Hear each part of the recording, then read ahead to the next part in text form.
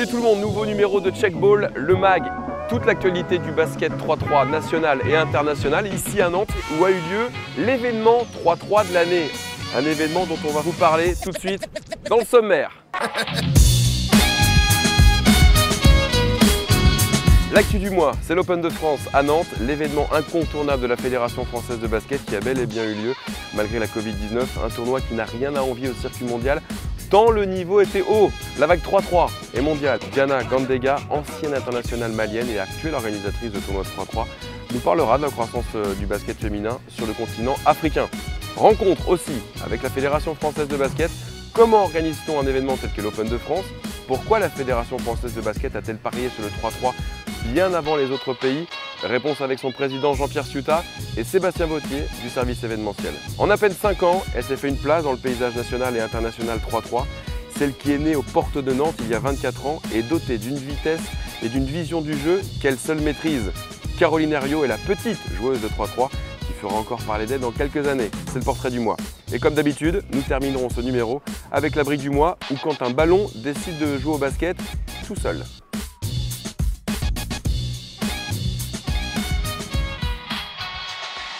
Check Ball le mag avec Karim Souchu qui nous rejoint, notre consultant, entraîneur des équipes de France et vice-champion du monde 3-3 en 2012. Salut Karim. Salut Vincent. Un Open de France 2020 qu'on annonçait très élevé en termes de niveau de jeu. Est-ce que selon toi, cet Open de France finale de la Super League 3-3, il a tenu ses promesses? Cette édition 2020 a vraiment tenu ses promesses. Grande qualité de jeu, des équipes motivées qui venaient aussi de l'étranger. On a vu des équipes hollandaises de qualité.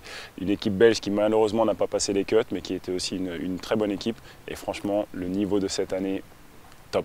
Les équipes étrangères, c'est le plateau masculin. On va faire un petit focus sur le plateau féminin. Las Campeonas, équipe double obtenante du titre, qui avait à cœur de faire un back-to-back pour les 3 à la suite. Et ça, c'est fait. Les coéquipières de Caroline Herriot nous ont offert une finale de dingue.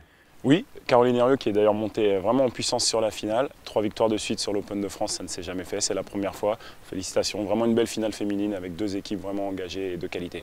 Le plateau masculin aussi qui a tenu toutes ses promesses avec 2 demi-finales très engagées et une finale entre Amiral Camp avec les frangins Banjassi et Amarassi face à Team Paris, Angelo Zagarakis, le retour du Tsar ici à Nantes, Antoine Eito, Joe Passave-Ducteil et Léo Cavalière. Un petit résumé de cette finale? Une finale vraiment à sens unique, on va dire. Je pense que l'équipe Amiral Camp a pris un peu de plein fouet l'intensité de l'équipe d'Angelo, de l'équipe de Team Paris. Et c'était assez compliqué pour eux, notamment avec l'adresse vraiment insolente de cette équipe. Par contre, la demi-finale entre Cap del Rivera et Team Paris était vraiment une demi-finale extraordinaire qui aurait pu aussi être une finale de l'Open. Vraiment beau match.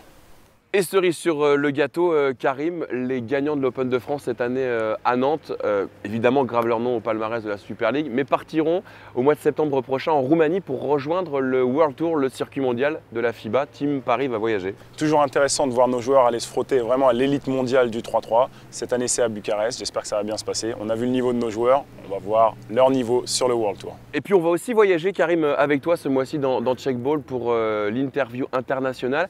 Tu as décidé de nous emmener sur le continent africain. Pourquoi? L'Afrique, avec le développement du 3-3, l'arrivée aux Jeux Olympiques, nouvel essor, nouvelle discipline, vraiment un gros potentiel, des joueurs motivés. On a eu l'occasion, nous, sur les équipes de France, d'aller voir vraiment des compétitions avec des équipes africaines performantes et je pense que c'est vraiment le moment d'aller faire un focus sur l'Afrique.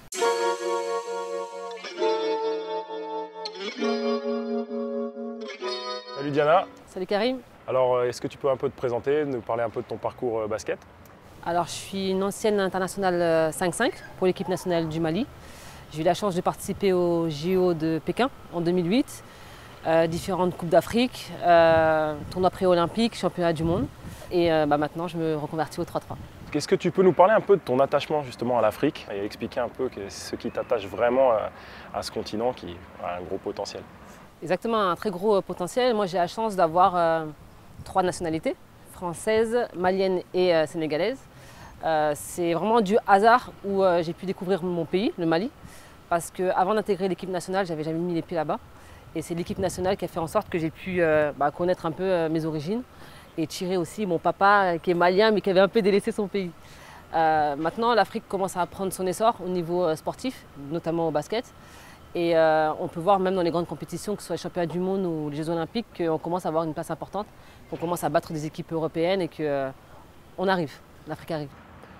Et moi, ce que j'aime bien, c'est que tous ces joueurs qui viennent d'Europe et qui vont justement renforcer ces équipes africaines, le niveau est clairement en train de monter. Donc qu'est-ce que tu en penses? Moi, je pense que c'est quelque chose de très bien parce que ça ferait vraiment des compétitions intéressantes. Et ton point de vue, c'est quoi par rapport à ça?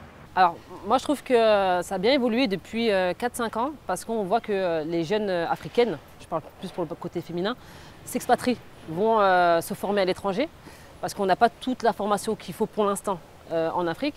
Mais elles vont en Europe, elles vont aux États-Unis et elles reviennent plus fortes. Elles nous apportent cette valeur ajoutée qui nous manquait il y a quelques années. Ce qui fait qu'aujourd'hui, les équipes se renforcent, sont beaucoup plus fortes et regardent les yeux dans les yeux les équipes de France et autres grandes équipes. Alors justement, est-ce que tu peux nous parler un peu des actions que tu mènes en France, mais aussi en Afrique par rapport au 3-3? Je sais que tu étais aussi beaucoup impliqué dans le 5-5. On a eu l'occasion de travailler ensemble, notamment pour la préparation du TQO. Est-ce que tu peux un peu nous parler de tout ça?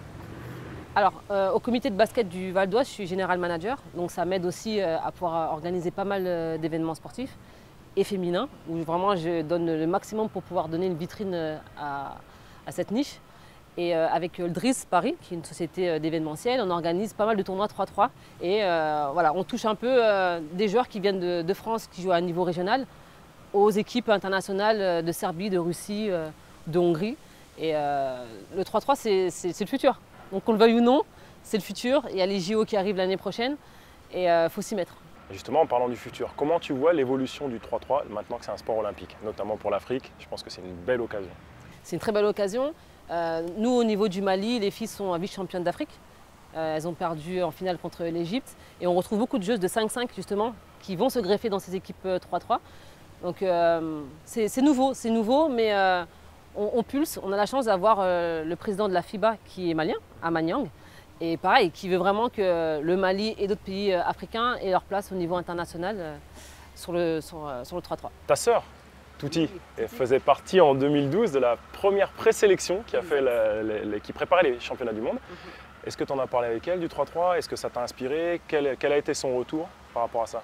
Touti, c'est vrai qu'elle a commencé avec les stages d'équipe de France, mais elle a vite laissé parce que le 5-5, je pense que ce qu'elle aime vraiment, c'est vraiment ancré en elle. Moi, j'ai commencé le 3-3 vraiment aux prémices, dans les années 90, où c'était pas encore FIBA, c'était plus streetball. Voilà.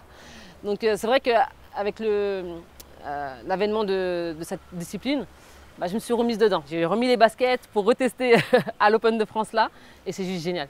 Et justement, ton retour d'expérience, souvent, moi je dis attention, le 5-5 et le 3-3, des joueurs référencés 5-5 qui viennent faire du 3-3, c'est pas la même chose. Qu'est-ce que tu pourrais dire, toi, aux joueurs de 5-5 qui pensent que ça va être facile en venant justement sur des événements? Alors j'ai envie de leur dire, venez tester, parce que c'est cardio, tout le monde est impliqué, vu que c'est du 3-3. Il y a les conditions climatiques qui font que c'est pas aussi évident qu'en 5-5, on peut pas se cacher. Ça va hyper vite avec les 12 secondes de possession. Donc venez tester. N'ayez pas peur et vous allez voir que c'est une autre discipline réellement. En tout cas, merci beaucoup. Merci à toi. Et puis continue toutes ces belles initiatives que tu fais par rapport au continent africain et aussi en France où tu vraiment participes au développement du 3-3. Merci. Merci Karim. Merci.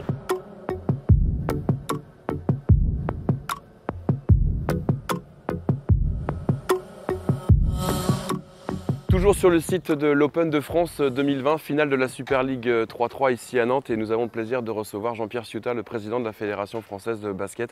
Bonjour Jean-Pierre. Bonjour. Un Open de France à peine terminé, une Super League 3-3 qu'on annonçait très élevée en termes de niveau de jeu.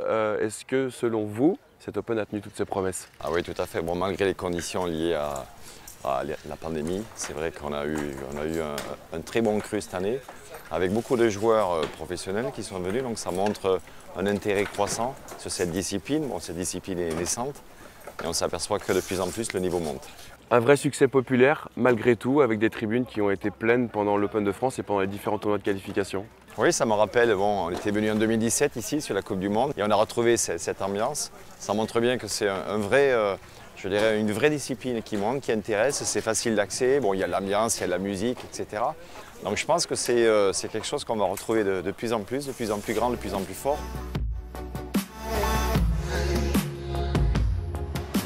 L'Open de France, c'est la 9e édition cette année. La fédération a créé cette année un circuit pro. Et vous, Jean-Pierre Ciutat, président de cette fédération, vous avez cru tout de suite à ce sport et vous avez fait un pari. C'était osé par rapport à d'autres nations? La vraie apparition du 3-3, c'était en 2010 pour les Jeux Olympiques de la jeunesse à Singapour. Et depuis, on savait que la volonté de la Fédération internationale, c'est de faire en sorte que le 3-3 devienne discipline olympique. Donc il fallait anticiper cette décision. Elle est apparue en juin 2017. Nous, on a commencé beaucoup plus tôt et on est content parce que maintenant, il y a une vraie légitimité par rapport à cette discipline. Et derrière, on sait qu'il y a de plus en plus de joueurs qui ne sont pas licenciés dans les clubs qui veulent pratiquer cette discipline. Je rappelle que dans le basket, nous avons 700 000 licenciés ici en France, mais il y a 2,5 millions de pratiquants qui ne sont pas licenciés. Et c'est des gens qu'on va retrouver sur le circuit 3-3. 2021, c'est dans un an, une année très chargée pour la Fédération française de basket, les Jeux Olympiques évidemment, on le sait, et l'organisation de la Coupe d'Europe 3-3 en septembre prochain sur le site de la Défense. C'est une sacrée récompense entre guillemets de la FIBA que de confier ce gros dossier à la Fédération française. Oui, c'est vrai, on l'a présenté à la Fédération internationale, un vrai projet de développement. Il va passer bien évidemment par l'accueil de compétitions internationales. On a gagné des galons quand on a organisé la Coupe du Monde ici en 2017. Il y a l'Euro, mais il y a aussi ce fameux circuit pro dont vous avez parlé tout à l'heure. On pense que demain, des joueurs et des joueuses devront choisir s'ils veulent représenter un jour l'équipe nationale ou gagner l'argent différemment. Il faut qu'on crée les conditions de ce développement. Et ça passe par un circuit pro. Donc je pense que le rythme est bon. Les Jeux Olympiques, s'il y a l'équipe de France. Derrière l'Euro qui sera sur Paris. Et on enchaînerait tout de suite après sur un circuit professionnel. Puis un jour, j'espère qu'on aura du master ici en France. Moi j'imagine le master, ce sera le Roland-Garros du 3-3 tout simplement. Merci à vous Jean-Pierre Suta de nous avoir accordé quelques instants ici sur le site de l'Open de France. Rendez-vous pour le 10e anniversaire l'an prochain. Avec grand plaisir. On cherche un site et on a déjà deux pistes sérieuses. On peut avoir des infos ou c'est secret? Joker. Joker. À bientôt Jean-Pierre. Merci.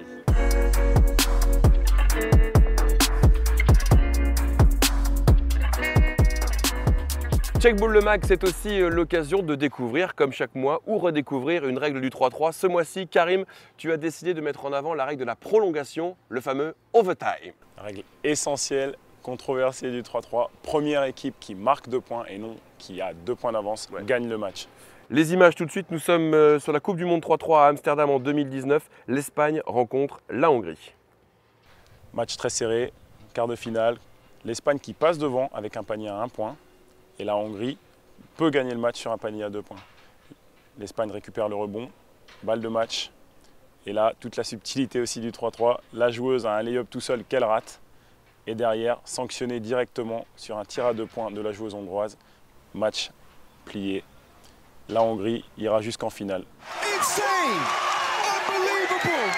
Hungary shocks Spain and will go into the semifinals after an unreal finish here in Amsterdam.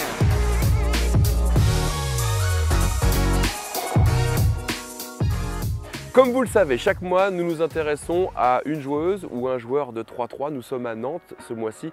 C'est donc tout naturellement que nous avons choisi un local, ou plutôt une locale, pour le portrait du mois.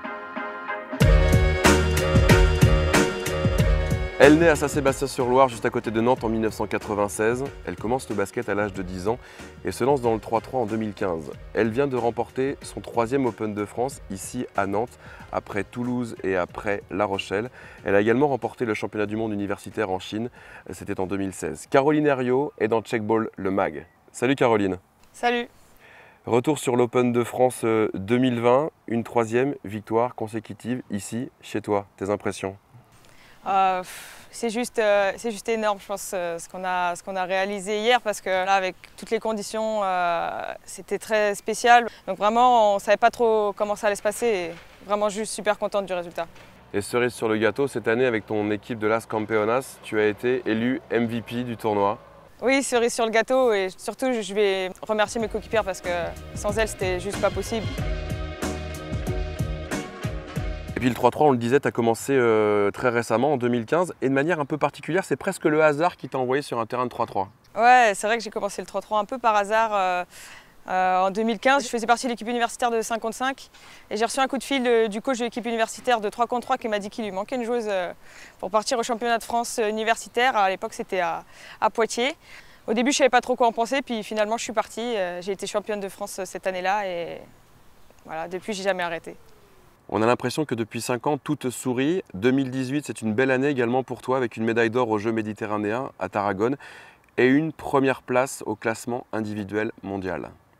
Ouais, cette année-là, c'était moi ma première année 23 avec Yann Julien et Karim Souchu. On a gagné 45 matchs d'affilée. On a tout raflé cet été-là et c'était facile. Un an plus tard, nous sommes en 2019, médaille d'or aux Jeux européens à Minsk, en Biélorussie. Là aussi, tout se passe pour le mieux? C'était un super souvenir. On a joué de très bonnes nations, notamment en demi-finale l'Allemagne avec une certaine Satou Sabali qui s'est fait drafter très récemment en WNBA. Et on a fait un tournoi d'une très grande qualité pour remporter l'or, c'était super. Tu portes depuis plusieurs années le maillot tricolore. Ce maillot de l'équipe de France, il représente quoi pour toi? Le maillot de l'équipe de France, c'est tout simplement déjà un rêve de gosse parce que j'ai grandi en regardant les équipes de France à la télé. Le maillot de l'équipe de France, c'est une grande fierté quand tu le portes. Et ouais, c'est le même sentiment à chaque fois que quand tu rentres dans une compétition, juste tout donner. Et ouais, c'est juste du kiff.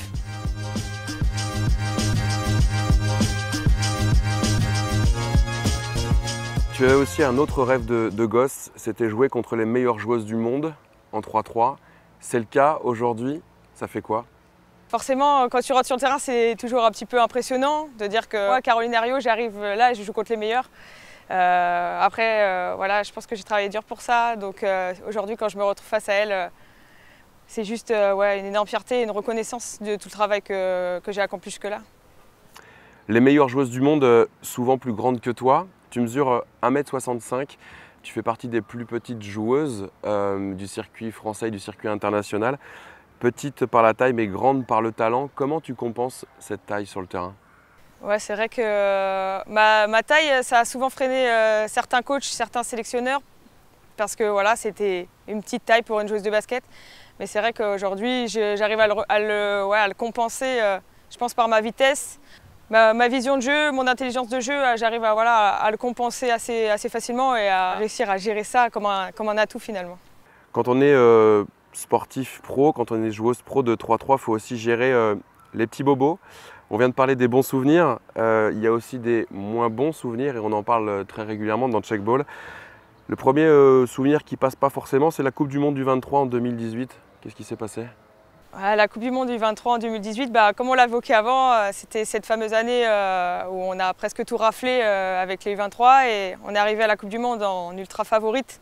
Et on est arrivé et le premier jour, on a gagné nos 2 matchs assez facilement, donc on était très sereine. Et puis le deuxième jour de compétition, on a perdu nos 2 derniers matchs de poule, les 2 vraiment au buzzer, contre le Japon et contre l'Argentine.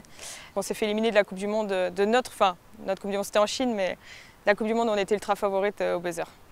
Nous sommes à Nantes pour Checkball ce mois-ci. Ce site du Parc des Chantiers à Nantes, tu connais bien, très bien même. En 2017, tu portais le maillot tricolore pour une Coupe du Monde qui, là aussi, aurait pu très bien te réussir, sauf que le premier match, ça vrille un peu au niveau des pieds. Ouais, c'est vrai qu'en 2017, je suis première Coupe du Monde avec le maillot de l'équipe de France, surtout première sélection nationale pour moi aussi. Et c'est vrai que premier match contre la Suisse, premier match de poule, et je me fais une très très grosse entorse de la cheville. Ça faisait 2 minutes qu'on jouait. Et tu as su gérer ça pour revenir en 2018, 2019, 2020 au plus haut niveau. C'est ça aussi, athlète de haut niveau, c'est savoir gérer une blessure pour rebondir derrière et se préparer peut-être un petit peu mieux? Ouais, c'est ça, je dirais même savoir gérer une blessure, mais aussi savoir gérer un échec, parce que clairement cette Coupe du Monde c'était un échec. Pour savoir rebondir et en tirer ce que tu peux en tirer pour devenir progresser et devenir meilleur chaque jour, quoi. Caroline Herriot, quand elle n'est pas sur un terrain de basket, elle a sa sœur, sa famille ici sur Nantes. Caroline Herriot, elle est comment à la maison au quotidien? Comment aller Caroline Herriot au quotidien? Bouge pas. On a la réponse tout de suite en image. On va te donner une tablette, puis on a un petit message pour toi, puis on va le commenter juste après. Salut Caro, j'espère que tu vas bien. On m'a demandé de lister tes points faibles et tes points forts, mais à la maison. Donc, grâce au confinement, j'ai pu vraiment faire une grande liste de toutes tes qualités et ton petit défaut de toi à la maison. Alors pour commencer dans tes qualités, t'es plutôt bonne cuisinière. Franchement, t'as fait des bons petits plats pendant le confinement, ça c'était cool. Ensuite, t'es hyper dynamique, t'as toujours envie qu'on fasse une activité tous les 5. Comme ça, on a pu jouer au ping-pong et au basket. Mais même si on n'avait pas trop le droit de gagner contre toi. Après, ton gros défaut, parce que t'en as qu'un, c'est souvent au moment de partir, lorsque tout le monde est prêt, bah toi tu rentres sous la douche. Et ça c'est vraiment ton plus gros défaut. Parce que c'est assez énervant. Mais voilà, le reste je le garderai pour moi. Ah la traître.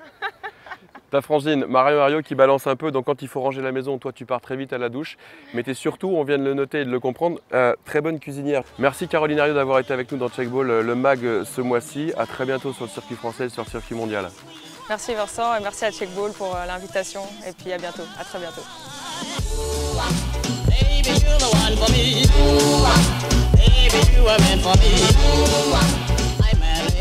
L'Open de France, finale de la Super League 3-3, c'est aussi une véritable fourmilière de bénévoles qui travaillent dans l'ombre. Sébastien Vautier, c'est un petit peu le patron ici, il fait partie du service événementiel de la Fédération Française de Basket. Salut Sébastien. Salut Vincent. C'était un sacré pari d'organiser cet Open de France parce que vous avez eu la validation de la préfecture et de la ville de Nantes fin juin, donc vous avez eu un mois pour tout préparer. On avait déjà commencé à bosser avec les prestats en amont, en février, juste avant le confinement, et on les a maintenus informés au fur et à mesure du confinement et du déconfinement, nos avancées avec la préfecture et la ville de Nantes, de façon à pouvoir tout mettre en place pour que cet événement ait lieu. Je le disais, c'est une véritable fourmilière. Alors il y a des bénévoles locaux avec le comité départemental Loire-Atlantique de basket et puis il y a évidemment toutes celles et ceux qui travaillent à la Fédé. Ça représente combien de personnes, un Open de France, de bénévoles, d'organisation? Les bénévoles, on a eu 45 bénévoles au max samedi et tout au long de la semaine, c'est 60 bénévoles qui se sont relayés et on peut ajouter à ça aussi les prestataires techniques qui ont bossé pendant 3 jours pour monter tout ça, tout ce qu'on voit, et le site, les tribunes. Ça représente une vingtaine de personnes, plus les techniciens présents, et aux alentours de 80 personnes pour l'Open de France. Pour les bénévoles et pour les membres de l'organisation, c'est quoi la journée type? La journée type, c'est du 8h, 23h30. Ouais. On est là le matin tôt pour mettre tout en place, vérifier que tous les supports de com étaient bons, vérifier que les tribunes étaient propres, tout ce qu'il fallait pour accueillir les gens dans de bonnes conditions. Voilà, l'Open de France, vous l'avez compris, et tous les événements fédéraux de la Fédération Française de Basket. C'est un service événementiel qui bosse et beaucoup de bénévoles. Merci beaucoup Sébastien, à bientôt. Merci Vincent.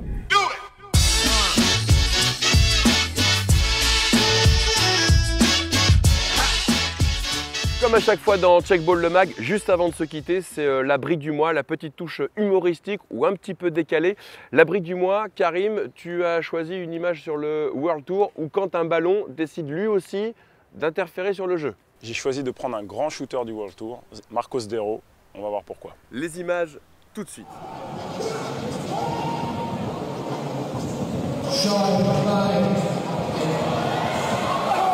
Nous étions à Penang en 2019 sur le FIBA 3-3 World Tour pour cette brique du mois. Le ballon qui s'arrête comme ça sur le cercle, ça fait quoi? Ça fait tout le monde rentre à la maison?